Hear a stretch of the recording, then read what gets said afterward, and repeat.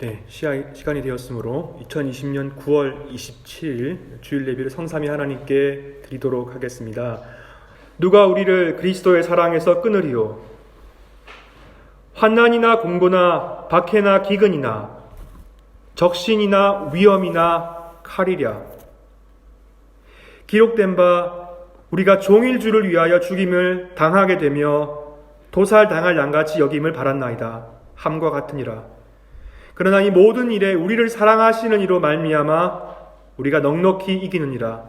내가 확신하노니 사망이나 생명이나 천사들이나 권세자들이나 현재일이나 장래일이나 능력이나 높음이나 깊음이나 다른 어떤 피조물이라도 우리를 우리 주 그리스도 예수 안에 있는 하나님의 사랑에서 끊을 수 없으리라. 아멘. 전능하신 하나님, 우리가 부를 때 우리를 만나주시고 우리를 은혜로 용서하시고 긍휼히 여기심에 감사를 드립니다. 당신의 생각과 우리의 생각이 다르고 당신의 모든 말들이 당신의 뜻을 이루실 것을 감사드립니다.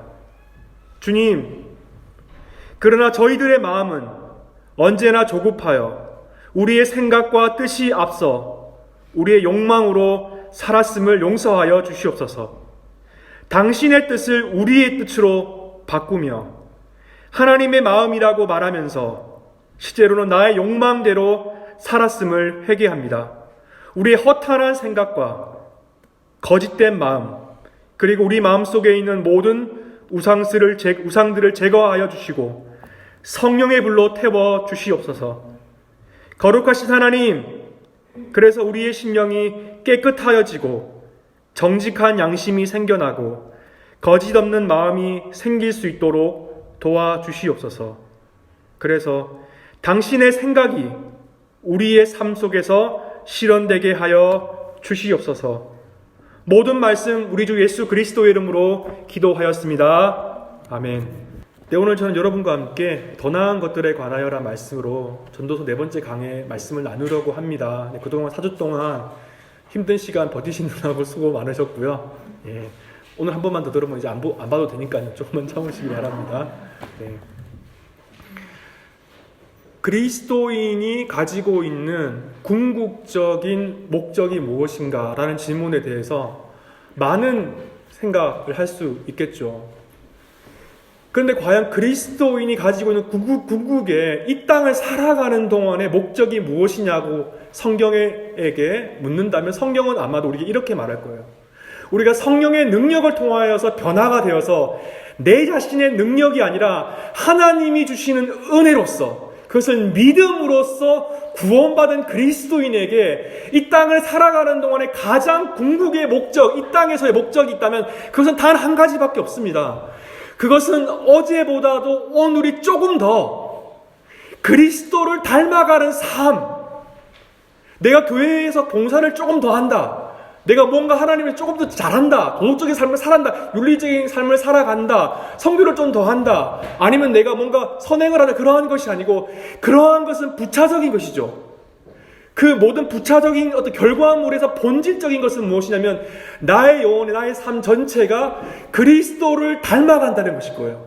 그래서 제가 2019년에 살았던 나의 삶의 모습보다도 2020년에 그리스도를 조금 더 닮아갔다면 그것은 진보한 인생이고 그것은 그리스도께서 원하는 삶을 살아가는 것이에요. 그런데 내 인생과 내 영혼과 내 삶이 작년과 비교해서, 어제와 비교해서 전혀 나아지지 않았다면, 내가 20년 30년 신앙생활을 했음에도 불구하고 그리스도를 닮아간 수준이라고 하는 것이 어제 그리스도를 믿은 사람과 똑같은 정도라고 한다면 그 사람은 그리스도를 온전하게 믿은 것이 아닌 것이 되겠죠. 오늘 4장 말씀에서 코엘렛은 더 나은 것에 대해서 이야기해요. better than 이라는 구문 속에서 1절부터 마지막까지 뭐뭐는 뭐뭐보다 좋다, A는 B보다 좋다, B보다도 C가 좋다, A와 B와 C는 다 틀렸다 라는 이런 비교 구문을 쓰기 시작합니다. 1절부터 16절에 보면 뭔 소리인지를 알 수가 없어요. 도대체 이걸 읽어봐도 도대체 뭔 말을 하는 건가? 그래서 무슨 말을 하는지를 나누려고 해요. A보다도 B가 좋다, B바보보다도 C가 좋다라고 하는 끝이 없이 이어질 수 있어요. 4장에서 궁극적으로 코엘렛이 하는 말을 결론부터 이야기하면 뭐가 뭐뭐뭐 좋다고 해서 그게 뭐 좋다는 것이 궁극적으로 좋은 가치가 아니에요. 지금 여기서 말하고자 하는 거. 제가 첫 시간에 말씀드렸지 않습니까? 헤벨이라고 하는 것은 뭐라고 말씀을 드렸습니까? 그것은 contradictory한 걸 어떤 것이 말씀을 드렸죠? 부조리하고 absurdity, 부조리한 것이고 맞지 않는 것이고 모순이라고 말씀을 드렸어요. 마찬가지로 4장의 구조는 뭐냐면 A 이야기를 막 하기 시작해요. 이게 맞는가 보네? 그런데 그 다음에 무슨 얘기냐면 야 이게 틀리고 이게 맞는 거야 라고 이야기를 해요. 이거 맞는가 보다 생각하는데 야 A와 B는 다 틀렸어 라고 이야기를 해요. 그러면서 삶 가운데 정말로 중요한 게 무엇인지를 우리에게 말해주고 있어요. 이보다 더 좋을 수는 없다라는 영화 As Good As It Gets에서 주인공이 하는 이 유명한 대사가 있습니다. 저도 좋아하는 영화 2번 봤는데 You make me want to be a better man 이라는 말 하거든요. better man. 더 나은 사람이 여기 보면 약간 거의 정신병에 가까운 이 니콜라스 라는 이 배우인데 이 사람이 정신병에 가까운 그런 병을 가리고 있어요. 잭 니콜슨 이 배우가 이 아주 기가 막히게 연기를 하는데요. 강박성 성격 장애를 연기해요. 그래서 이게 바닥에 줄 거인 거 있잖아요. 이거 안 밟으려고 막 뛰어다니고. 근데 웨이트리스를 만나요. 웨이트리스한테 이 남자가 거의 최악의 남자거든요. 근데 이 남자가 정리정돈도 깔끔하게 깨끗하게 하는데 이 미래 부인에서 여자친구가 되는데 좀 약간 지저분하게 하고 그러니까 뭐 잘 디소더 되는 그런 삶을 살아요. 근데 이 사람이 마지막에 이런 고백을 해요. 마지막에서 너의 그 사랑이 내가 너를 향한 그 애정이 너라는 그 존재가 나를 바꾸게 만들었다고 말하면서 이 대사를 하게 되거든요. 이 4장에서 우리에게 코엘렛이 말해주는 것은 뭐냐면 더 나은 것을 추구하라고 이야기해요. 그렇죠. 제가 트럼 세탁기를 사봤거든요. 한국에서 써봤는데 기가 막히더라고요. 저는 항상 세탁기라고 하면은 그걸 제 꺼집어내가지고 말렸는데 따끈따끈한 요즘에 한국 세탁기가 진짜 기가 막히거든요. 위아래로 2개가 붙어서 나와요. 그래가지고 하여튼 그런 것도 나오고 더 좋은 것을 추구하죠. 더 편리한 거, 더 쉬운 거, 더 빠른 거, 더 효율적인 것을 추구합니다. 그 효율적인 것을 추구해야 돼요. 그런데 코엘렛은 그 속에서 더 나은 것을 추구하는 것. 그러므로 그리스도인이라고 하는 존재가 더 나은 것을 추구하라고 말할 수 있겠지만 더 나은 것이 궁극적인 진리는 아니라고 우리에게 이야기를 해줘. 그리스도인은 그러므로 그리스도인들은 더 나은 것들에 대한 추구, 그 더 나은 것들에 대한 추구, 그것조차도 헤벨일 수밖에 없음을, 헛된 것일 수밖에 없음을 기억해야 된다는 거예요. 우리가 매일매일 살아가는 동안 여러분 더 좋아지기 원하잖아요. 저도 글을 더 잘 쓰기 원하고요. 더 언어를 잘하기 원하고요. 제 아들이 시우인데 오늘 올려다가 원하는데 시우가 공부를 더 잘하기 원해요. 부인이 더 잘 저를 섬기기 원하고 더 잘 집안일을 하고 저도 저 아내를 더 잘 섬기기 원하고 더 좋은 부부관계가 되기 원하고 우리나라가 더 좋아지기 원하고 모든 것이 더 좋아지기 원해요. 그런데 코엘렛의 관점에 그러한 것은 망상에 가까워요. 이상적인 나라와 이상적인 권력과 이상적인 어떤 세계를 꿈꾸는 것은 망상에 가까워요. 그럼 왜 그렇게 말하냐? 첫 번째 4장 우리 핸드아웃 다 바르셨죠? 나눠드린 거 보시면 좋겠습니다. 1절부터 3절까지에서는 압제받는 자들에 대해서 얘기를 하고 있어요. 내가 다시 해 아래에서 행하는 모든 학대를 살펴보아도다. 바로 학대받는 자들의 눈물이로다. 유태인들이 살던 이 시대 상황을 첫 시간에 좀 말씀을 드렸는데 이들은 나라로의 형태가 존재했지만 없는 것과 마찬가지였어요. 왜냐하면 헬라 시대 때 프톨레마이오스 제국이 이 팔레스타인 지역을 통치하고 있었기 때문에 많은 젊은이들이 새로운 학문들, 헬라 학문을 신봉했었고, 그리고 헬라에 있는 다양한 문물들이 이 팔레스타인 아주 조그만 지역에 들어왔기 때문에, 그리고 유대교라고 하는 이 종교 자체에 근간이 휘두를 수 있는 이 다신교적인 그리스 헬라의 문화들이 엄청나게 들어왔기 때문에 어마어마한 이 코엘렛은 전통주의자거든요. 전통을 지키는데 아주 힘들었어요. 그리고 권력자들의 그 압제가 어마어마했죠. 셀레우코스 제국이 들어오면서는 이제 극단적으로 그 성전이 파괴되기도 하고 성전에서 사람들이 음행을 하기도 하고 그 제국 사람들이 대학살이 일어나기도 했습니다. 그런데 이 코엘렛이 바라보는 포인트가 있어요. 4장 1절, 2절, 3절에서 뭘 바라보냐면 코엘렛은 학대하는 사람은 아닙니다. 그리고 학대받는 사람도 아니에요. 그러니까 코엘렛은 뭘 하고 있냐? 왜 고통스러워하냐면 코엘렛은 학대를 받는 사람들을 보고 있어요. 눈으로 관찰하고 있어요. 그래서 고통스러워요. 그 눈물, 그들에게 위로자가 없다. 그 다음에 또 위로자가, 마지막 구절에 위로자가 없다고 하지 않습니까? 이 니함이라고 하는 단어는 두 가지가 있어요. 위로자가 없다라고 하는 현실이 코엘렛을 고통스럽게 만들어요. 첫 번째, 이 위로자의 뜻이 뭐냐? 니함이라고 하는 단어의 첫 번째 뜻은 내가 감정적으로 슬퍼해주고 동정심을 발휘하는 위로, 그걸 말해요. 두 번째 의미의 위로자의 뜻은 뭐냐면 혁명이나 해방이나 쿠데타를 통해서 아니면 물리적인 무력적인 수단을 통해서 실제로 2세기 때 마카비안 그 가문이 혁명을 일으켜서 그 새로운 독자적인 그 자치하는 국가를 형성하거든요. 오래 못 가지만 다시 로마 시대에 접어들면서 국가를 잃어버리지만요. 이 위로자라고 하는 그래서 두 가지 의미가 있다는 거죠. 감정적으로 위로한다는 의미가 있고 두 번째는 물리적으로 뭔가 억압 속에 있는 사람을 해방시켜준다는 의미가 있어요. 윤동주 시인이 왜 괴로워했어요? 잎새가 바람 때문에 흔들릴 때 괴롭다고 했잖아요. 왜 괴롭습니까?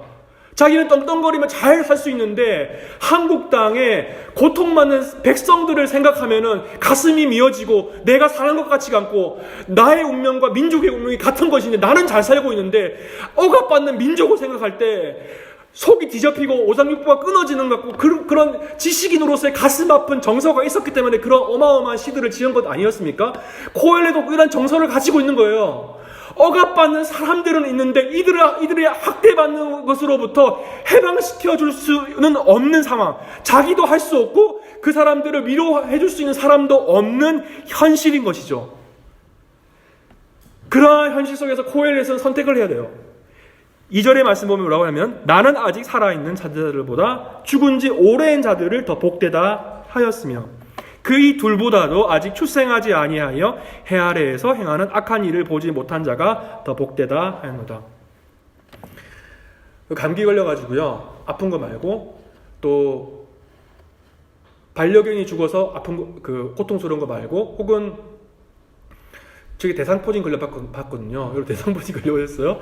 대상포진 걸려서 아픈 거라든지 아니면은 뭐 여러 가지 이제 살면서 힘들고 아픈 거 있잖아요. 주식이 떨어져서 아픈다든지 그런 거 말고요. 10명의 자녀가 한꺼번에 죽고요. 모든 재산을 한꺼번에 다 잃어버리고요. 부인이 저주 섞인 말을 하고요. 공동체와 자기 마을에서 자기의 지위가 땅에 추락하고요. 많은 사람들이 자기를 벌레처럼 취급하는 그런 상황을 욥이 직면했거든요. 그래서 욥기 3장에서는 자기가 태어난 그 나를 저주해요. 어떤 사람들에게는 살아서 존재하는 것보다도요 죽는 것이 더 행복한 사람들이 있어요. 그게 욥이에요. 욥기 3장을 읽으면서 자기는 마치 자살하고 싶은 사람처럼 이야기를 해요. 죽어 있는 사람이 낙태가 돼가지고요 태어나지 못한 사람이 더 복되다라고 이야기해요. 지금 코엘렛은 2절에서 뭐라고 말하냐면 야 살아있는 것보다 오히려 죽어 있는 게 더 좋겠다. 왜냐하면 내가 살아서 이 고통받는 사람들을 보는 게 난 너무 괴로워. 그래서 살고 싶지가 않아. 그 다음에는 뭐라고 말합니까? 그럼 살아있는 게 좋은 거네? 아니에요.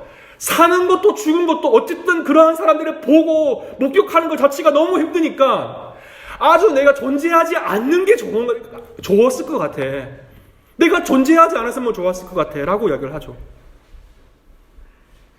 그래서 코엘렛은 4장 1절에서 3절에서 학대받는 자의 현실 속에서 더 좋은 것을 이야기를 합니다. 그 다음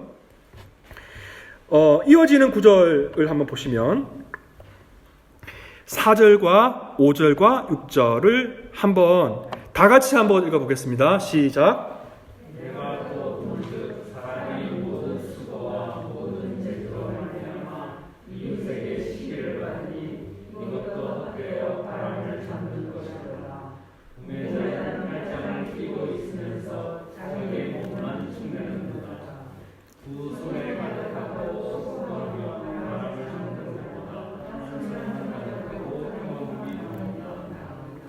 네, 감사합니다. 새번역 성경과 개역 성경이 다르고요. 히브리어 버전, 라틴어 버전, 불가타 버전, 그 다음에 그 헬라어 버전, 그 다음 NIV, ESV, 그 다음에 킹 제임스 버전 보면 그 대부분 버전들의 타이가 있고요. 어떤 분들은 다른 이야기지만요. 킹 제임스 버전이 지상 최고의 버전인 성경 번역이라고 말하는데 성경학자들한테 그런 말 하면 비웃습니다. 왜냐하면 번역이라고 하는 것은 해석이 개입되어 있고요. 번역은 반역이라는 말이 있습니다. 그래서 우리가 가지고 있는 한국 성경은 제가 첫 시간에 말씀드렸죠. 헛되다라고 하는 것은 헤벨의 의미와 전혀 다르다라고 말씀드렸지 않습니까? 기억나시죠? 그래서 이 구절에 대해서 성경 번역들이 다 달라요. 영어 성경이든 독일어 성경도 마찬가지고요. 그러면은 4절에서는 뭘 말하고 있냐면 모든 수고와 모든 재주로 말미암아 이웃에게 시기를 받으니 라고 되어 있지 않습니까? 그럼 무슨 의미입니까? 내가 잘 나가고 재주가 많고 내가 잘하는 것에 대해서 다른 사람들이 날 질투한다라고 번역될 수 있죠. 그런데 이 번역을 다른 번역에서는 뭐라고 되어 있냐면 노력과 성취는 바로 사람끼리 가지는 경쟁심에서 비롯되는 것임을 나는 깨달았다. 예를 들면 이런 거죠. 제가 처음 저널에 퍼블리케이션 했는데요. 왜 했냐면 경쟁심 때문에 했어요. 질투심 때문에. 진짜입니다. 제가 그랬어요. 왜냐면은 저랑 같이 공부한 친구가 어느 날 자기 석사 논문을 출판했더라고요. 저널에다가. 그래서 저한테 자랑하더라고요. 그래서 제가 집에 오는 길에 너무 아니 친구는 출판해 나는 뭐 했느냐 그런 자괴감이 들더라고요. 그래서 경쟁심이 발동했어요. 그래서 그 다음날 도서관에 안 가고 박사과정 공부하러 안 가고 집에서 출판 준비를 해서 하루 종일 해가지고 보냈어요. 그게 출판했습니다. 그게 첫 제대로 된 저널 퍼블리케이션 처음이거든요. 우리가 살아가는 동안에 경쟁심이라고 하는 것, 이 경쟁심이라고 하는 것, 이 경쟁심이라고 하는 단어에 키쉐론이라고 하는 단어는 키쉐론, 히브리어의 키쉐론이라고 하는 단어는요 전도서에만 등장해요. 키쉐론이라는 단어는 특이한데 이윤, 프로핏이라는 뜻도 있어요. 기술, 예. 근데 어쨌든 간에 이 본문에서 번역되어진 이 단어, 제주로 죄송합니다. 키쉐론이라는 단어는 수고를 번역한 것이고요. 그 다음 이웃에게 시기라고 하는 것의 원래적인 의미는 열심이라는 뜻도 있고요. 질투심이라는 뜻도 있고요. 경쟁심이라는 뜻도 있어요. 개역개정이라 제가 이거 세 번역이 좀 헷갈려가지고요.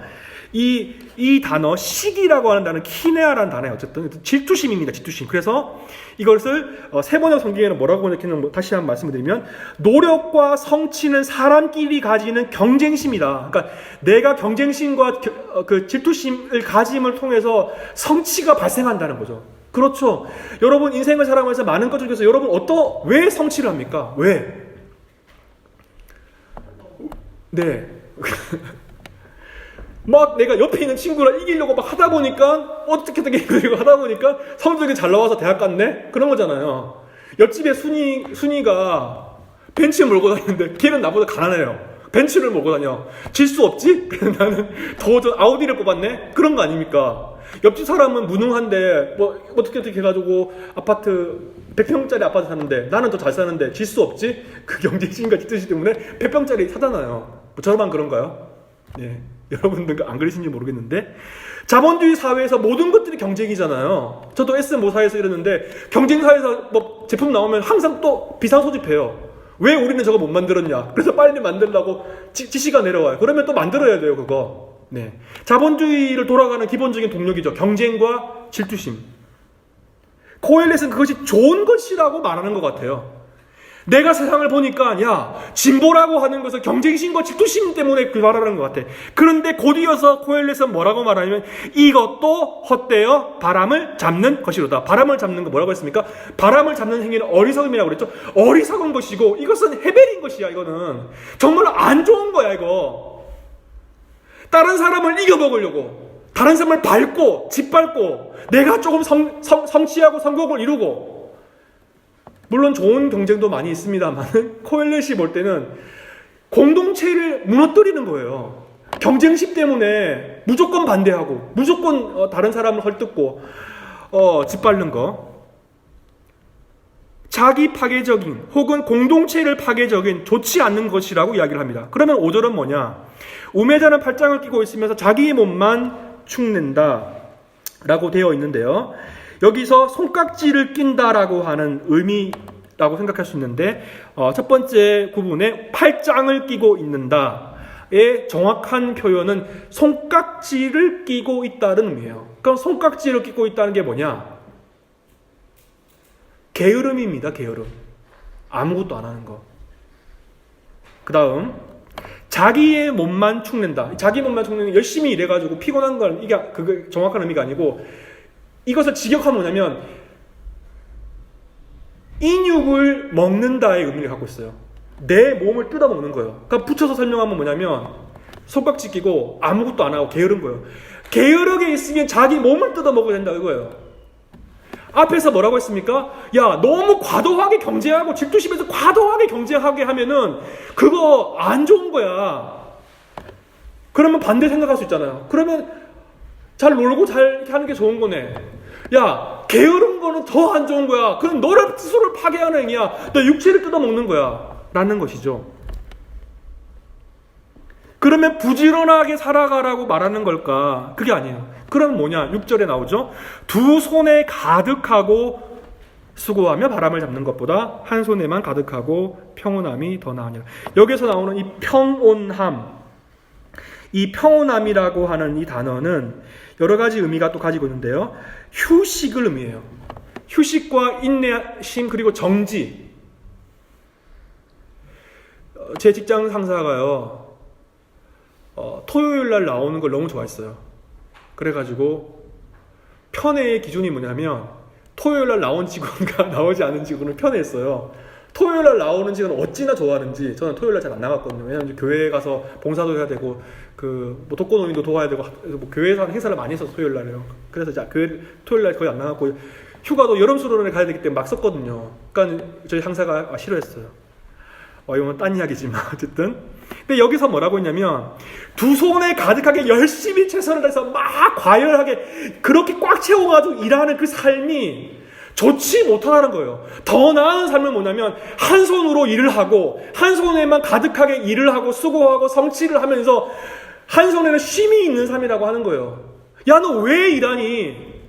일을 위해서 일을 하지 말고 너 인생에서 너 즐김을 위해서 너의 휴식을 위해서 잘 놀려고 일을 하는 게 사실은 우리의 좋은 거잖아요. 특히 유럽인들은 잘 놀려고 일하잖아요. 한 달씩 휴가 다니고 한 주씩 휴가 다니고.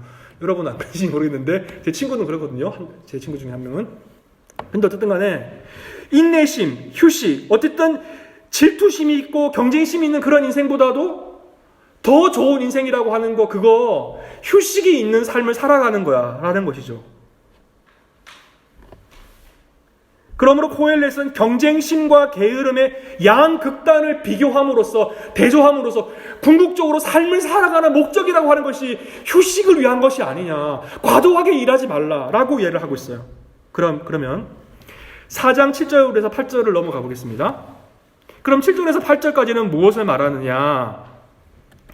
최악의 사람을 이야기하고 있어요. 최악의 사람. 8절에서 뭐라고 말하냐면 7절에서 헛된 것을 보았는데 8절에 어떤 사람은 아들도 없고 형제도 없이 홀로 있으나 그의 모든 수고에는 끝이 없도다. 또 비록 그의 눈은 부요를 족하게 여기지 아니하면서 이르기를 내가 누구를 위하여는 이같이 수고하고 나를 위하여는 행복을 누리지 못하게 하는가 하여도 이것도 헛되어 불행한 노고로다.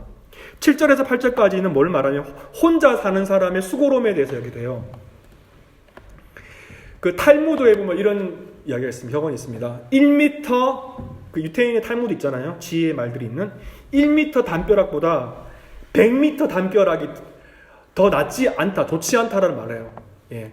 다른 말로 하면 100m 담벼락보다도 1m 담벼락이 더 좋다는 말이에요. 그게 무슨 말이냐면 100m 담벼락은 쉽게 무너질 수 있어요. 독신으로 사는 것이 유대교에서는 아주 좋지 않은 거예요. 그래서 사도 바울이 결혼을 했을 것이라고 추정하는 학자들이 대부분입니다. 유대교에서는 독신은 아주 좋지 않은 거예요. 독신은 옛날이나 지금이나 똑같거든요. 랍비들은 결혼하는 걸 중요하게 생각하고 부부 생활하는 것을 중요하게 생각해요. 100m 담벼락은 타인과 내가 만날 수 없는 관계를 방해하는 요소예요. 그리고 쉽게 무너집니다. 그렇기 때문에 100m 담벼락보다 1m 담벼락이 더 좋다라는 이 탈무드의 격언은 뭐냐면, 다른 사람과 교류해라는 의미가 있고, 또 독신으로 살지 말고 이성 간의 교제를 하라는 의미를 가지고 있어요. 근데 마찬가지로 여기서도 뭘 말하냐면, 아내 혹은 가족들과 함께 살아가는 관계성에 대해서 이야기를 하고 있어요. 실제로 형제가 없고 자녀가 없는 삶을 말할 수도 있어요. 그냥 요즘에 그 혼밥하고 홀로 나홀로죠, 그런 의미가 아니고, 아니고 이 본문에서는 실제적으로 생물학적인 자녀라든지 형제라든지 친지가 아무도 없는 경우가 있을 수도 있고요. 그 형제나 친구나 그런 사람이 있음에도 불구하고 관계성을 맺지 않고 자기 혼자만 살아가는 사람이죠. 자기 혼자만. 더 심각한 상태는 뭐냐면요, 그 다음에 나오는데요, 모든 수고에는 끝이 없다라고 하는 말하고 있어요. 여기서 말하는 끝이라고 하는 단어 있죠. 끝. 이 단어는 뭐냐면 쾌츠라고 하는 단어. 쾌츠.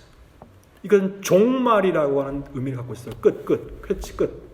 이 끝이라고 했는데 그 무슨 말이냐, 워커홀릭을 말합니다. 워커홀릭.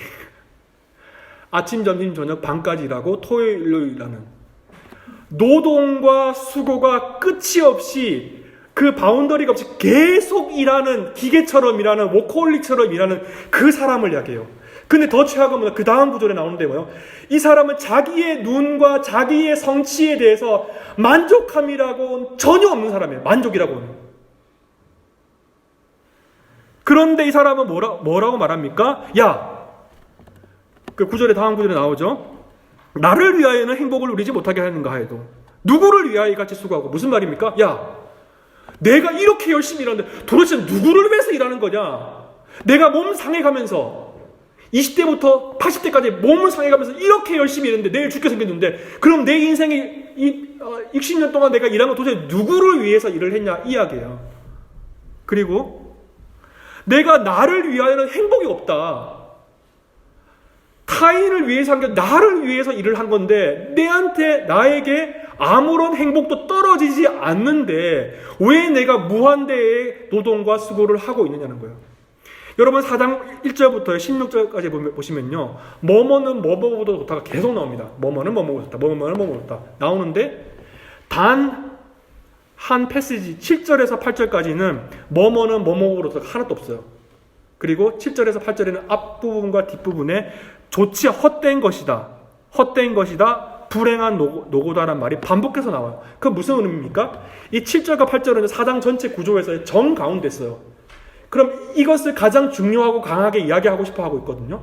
무슨 말을 하는 겁니까? 과도한 욕심에 의한 무한대의 노동, 무한대의 성취, 그리고 즐거움이 없는 상태로 누구를 위해서도 일하지 않는, 그냥 노동을 위한 노동을 하는 삶, 타인과 아무런 관계도 없이 아무런 어울림도 없이 그냥 계속해서 일만 하는 그 인생이야말로 코엘렛의 보기에 뭐라고 말합니까? 마지막에 불행한 노고라고 하는 악이거든요. 악 번역하면 악이라고 이야기해요. 악이라고. 불행한 것이고 악한 것이라고 이야기를 해요. 그 다음 9절부터 12절까지는 연대의 중요성에서 말합니다. 협력의 중요성.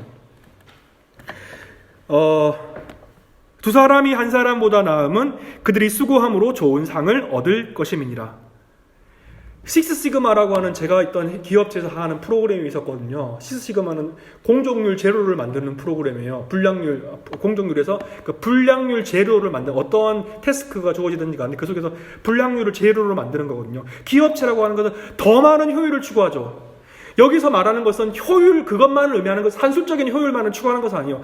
한 사람이 일하는 것보다 다른 두 사람이 일할 때 어떤 더 많은 가치가 나올 수 있어요. 더 많은 가치. 네. 그러면 그 가치가 뭐냐? 10절부터 12절까지를 한번 보겠습니다. 10절부터 12절까지 함께 읽어보겠습니다. 시작.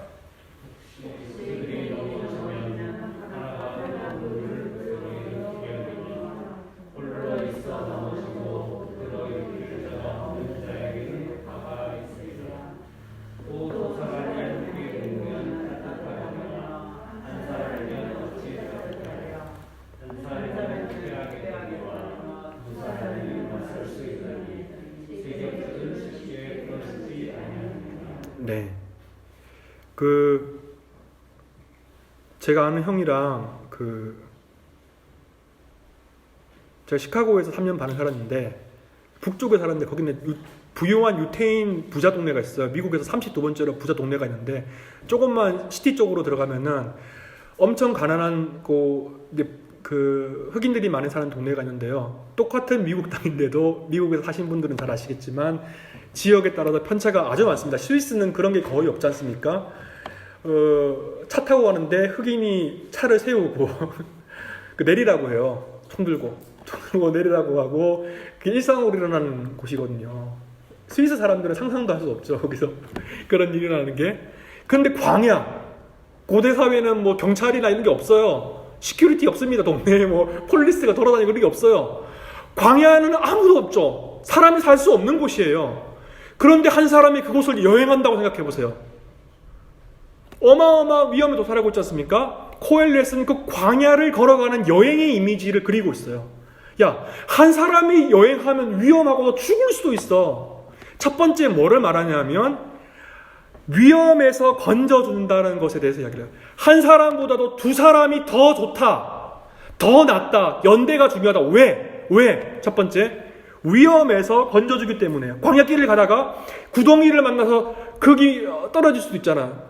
그죠? 혹은 그 사냥꾼이 고대 사회에 이제 사냥을 많이 했기 때문에 놓은 덫에 걸려가지고 발이 묶일 수도 있고요. 혹은 웅덩이에 빠질 수도 있겠고요. 다양한 위험이 도사리고 있는 것이 광야예요. 그런데 뭐라고 말합니까? 넘어지면 동무가 일으켜지는데 홀로 있어 넘어지고 붙들어 일으킬 자가 없는 사람에게는 화가 있다. 그렇겠죠.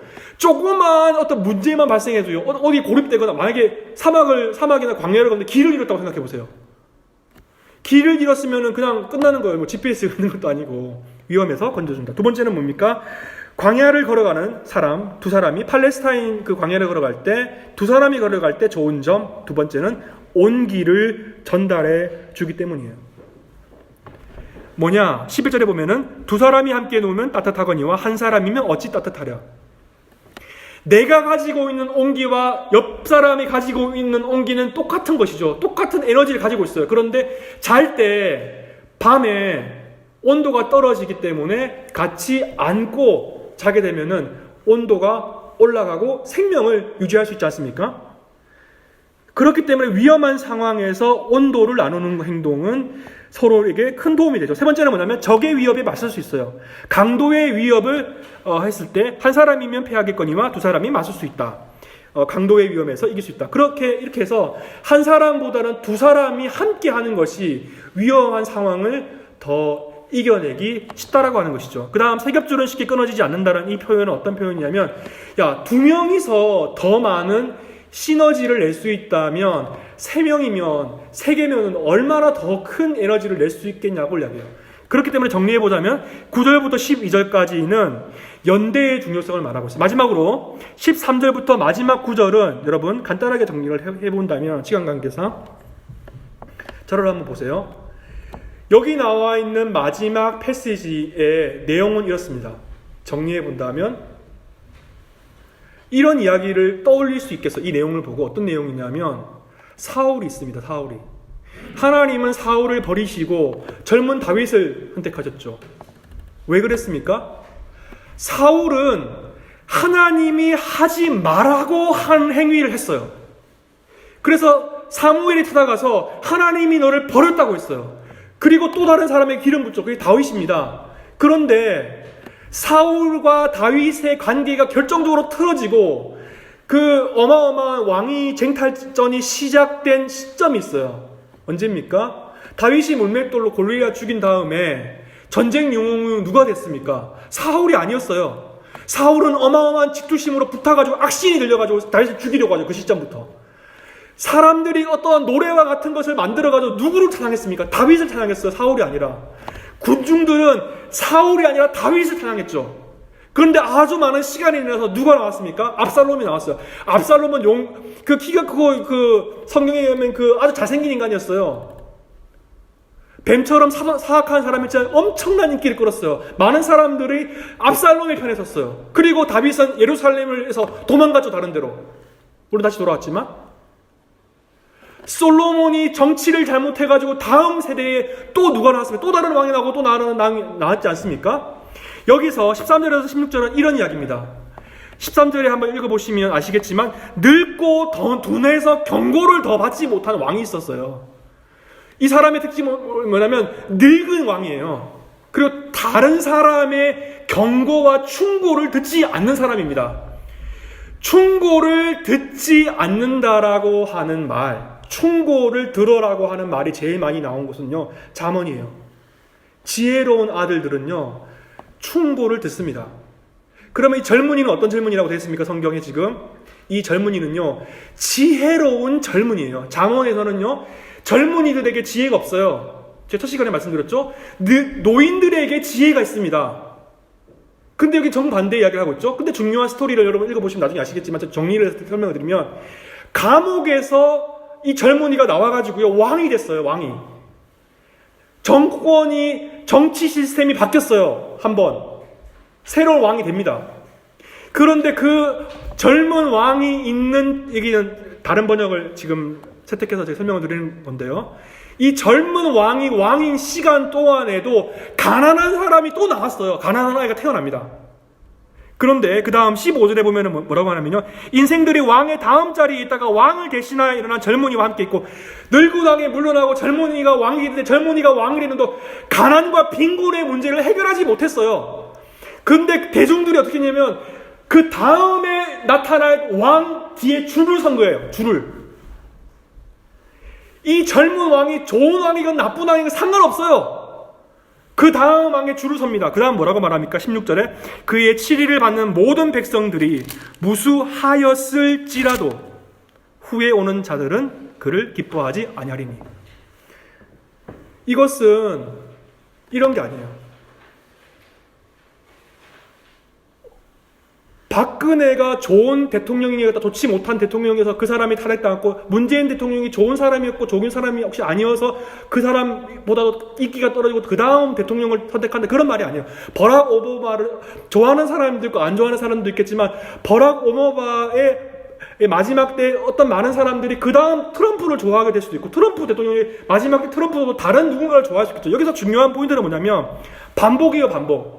야, 인류의 역사에 많은 정치 제도가 있었고 많은 개선과 진보라고 하는 행위가 있었지만 그 모든 것들이 뭐라고 말합니까?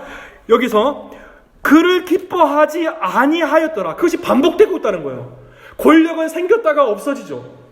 권력은 생겼다가 없어지만 그 권력이 좋은 권력이든 좋지 않은 권력이든, 압제자를 위해서 싸워주는 권력이든 그렇지 않은 권력이든, 민주당이든 공화당이든 국민의힘이든 더불어민주당이든, 그것이 중요한 것이 아니고 권력을 누가 잡든지 간에 대중들은 변덕스럽다는 거예요. 대중들은 늘 언제나 새로운 권력을 찾는다. 그것이 권력의 속성이기 때문에 너가 세상을 변화시키려고 노력을 해도, 마르크스주의에 심취한 레닌이 20세기 초에 소련을 만들었죠. 이상적인 나라가 올 줄 알았어요. 많은 사람들이 그런 것을 기대했죠. 그런데 어느 날 바람처럼 계절이 바뀌는 것처럼 소련은 붕괴했어요. 러시아가 오고 그 러시아가 사회주의와 공산주의 체제를 실험해서 성공할 줄 알았죠. 그런데 어떻습니까? 지금 푸틴이 독재자와 같이 러시아를 다스리고 있지 않습니까? 민주주의도 마찬가지예요. 코엘렛이 강조하는 것은 무엇이냐면, 야, 권력을 통해서 세상을 바꾸려는 행위가 얼마나 허망한 생각이냐는 거예요. 그러한 여러 가지 정치 체제와 이념이라고 하는 것이 결국에는 대중의 변덕스러운 마음 때문에 무너질 수 있다라고 하는 거예요. 말씀을 맺으려고 해요. 오늘 본문 말씀을 정리해보자면 몇 가지 생각할 수 있을 텐데 이겁니다. 첫 번째는 뭐냐면, 불의한 현실 속에서 학대받는 사람들의 목소리를 들으라는 거예요. 코엘렛은 지금 무엇을 보고 있습니까? 사실은 전도서 전체가 그거예요.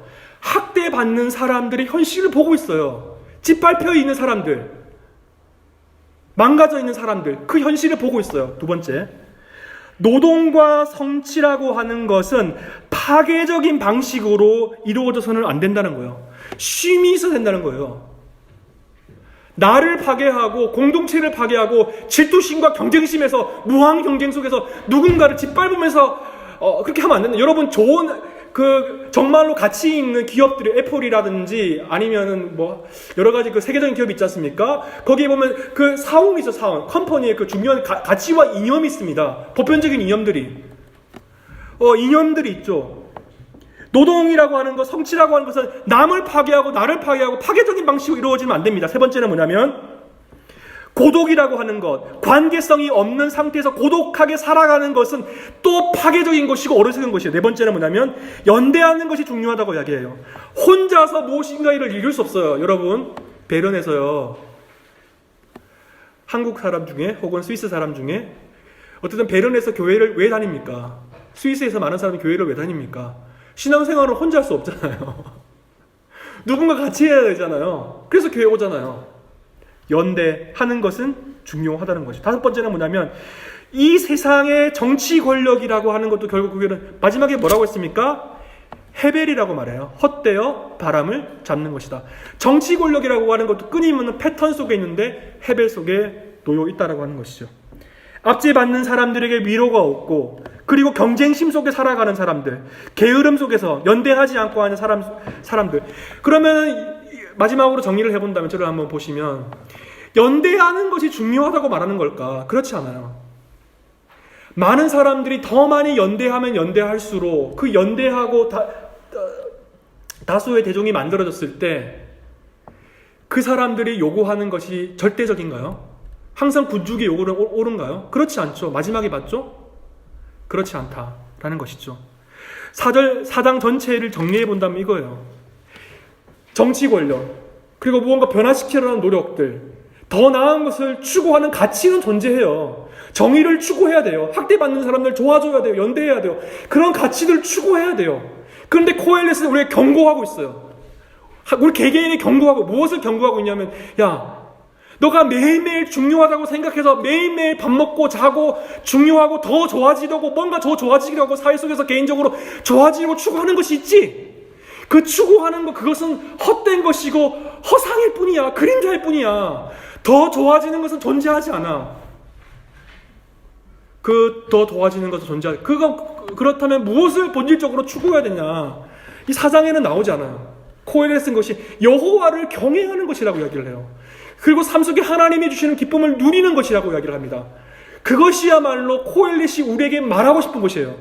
그런데 그 이외에 다른 것들, 내가 조금 더 좋아지기 위해서 개인적으로 국가적으로 추구하는 그 모든 것들은 헤벨 속에 포함된다고 하는 것입니다. 같이 함께 기도하겠습니다.